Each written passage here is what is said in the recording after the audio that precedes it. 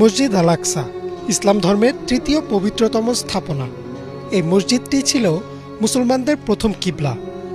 মুসলিমদের অধিকারে থাকলেও বর্তমানে ইসরায়েলের দখলে রয়েছে এই পবিত্র মসজিদটি। মসজিদ আল আকসার অতীত ও বর্তমান নিয়েই আজকের আয়োজন। আকসা শব্দটির অর্থ হচ্ছে দূরে। মসজিদ আল আকসা শব্দটির অর্থ হচ্ছে দূরের মসজিদ।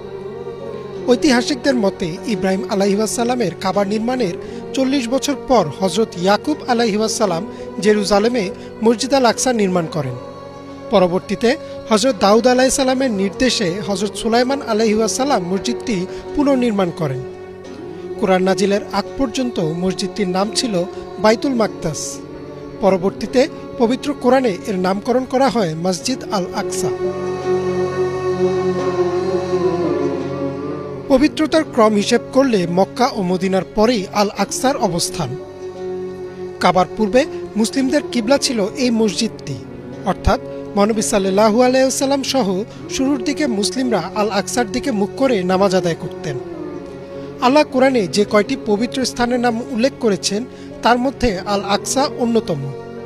হাদিসের মতে মিরাজের রাতে মহানবী সাল্লাল্লাহু আলাইহি ওয়াসাল্লাম মক্কা থেকে প্রথম মসজিদুল আকসায় যান এবং সেখানে পূর্ববর্তী নবী রাসূলদের সাথে 2 রাকাত নামাজ আদায় করেন।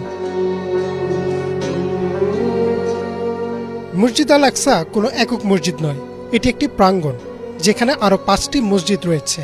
27 একর ভূমির উপর অবস্থিত এই মসজিদে একসঙ্গে প্রায় 5000 মানুষ নামাজ আদায় করতে পারে। এই মসজিদের নিয়ন্ত্রণ একাধিকবার হাতবদল হয়, আর এ সময় মসজিদের ব্যাপক পরিবর্তন হয়। 1969 সালে দখলদার ইসরায়েলের সহায়তায় এক উগ্র ইহুদি মসজিদের একাংশে আগুন ধরিয়ে দেয়। শুধু তাই না, এরপরও বেশ কয়েকবার মসজিদে নিরস্ত্র মুসল্লিদের উপর হামলা চালায় দখলদার বাহিনী। দুর্ভাগ্যজনকভাবে ভূমিকম্পের ফলে 746 ও 1033 সালে 2 বার মসজিদ আল আকসা ক্ষতিগ্রস্ত হয়। পরে খলিফা আলী আজ জাহির মসজিদটি সংস্কার করেন।